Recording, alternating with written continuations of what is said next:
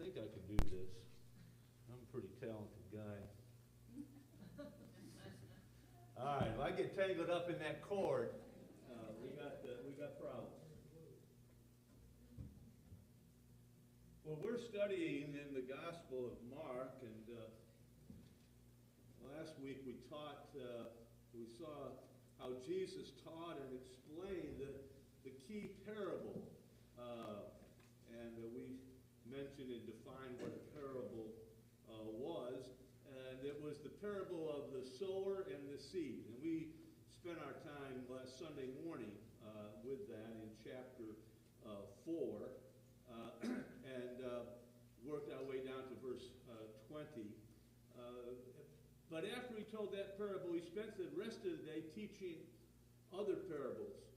In verses 21 to 25, he taught the parable of the light placed on a candlestick. And of course, Jesus was God's light that was placed on the candlestick of his life to be seen by all. That was the point of that parable. And Jesus now is the light given to us to display to the world when he told us we are the light of the world. Then there was another parable beginning in verse 26 down to verse 32, and that was the parable of the kingdom. Now, I'm not spending time this morning on these, but I'm pointing these out to you if you want to do your own study on these.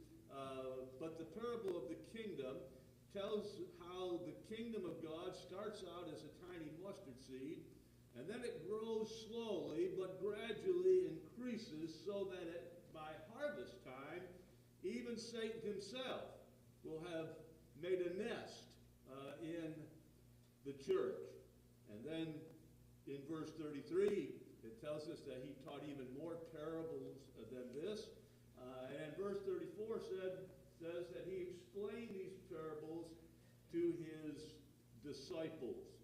Now we've come to verse 35, and that's where our study will be this morning. About a great storm.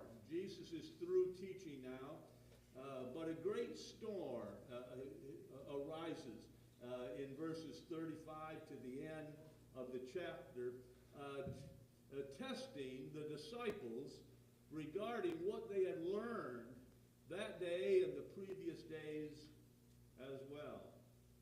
Now, my observation is, and perhaps you'll agree with me, that you're either in a storm this morning, you've come through a storm, or you're about to enter a storm. That's right. There's not a fourth category sitting in this auditorium this morning. We're either in the midst of a storm, we've either made our way through a storm recently, or we are heading into a storm as well. Amen.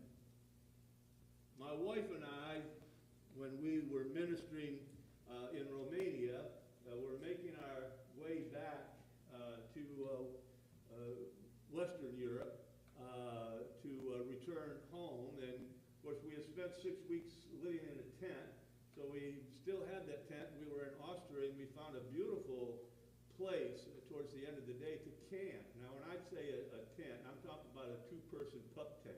I'm not talking about some extravagant, like the Sheik of Araby or something like that.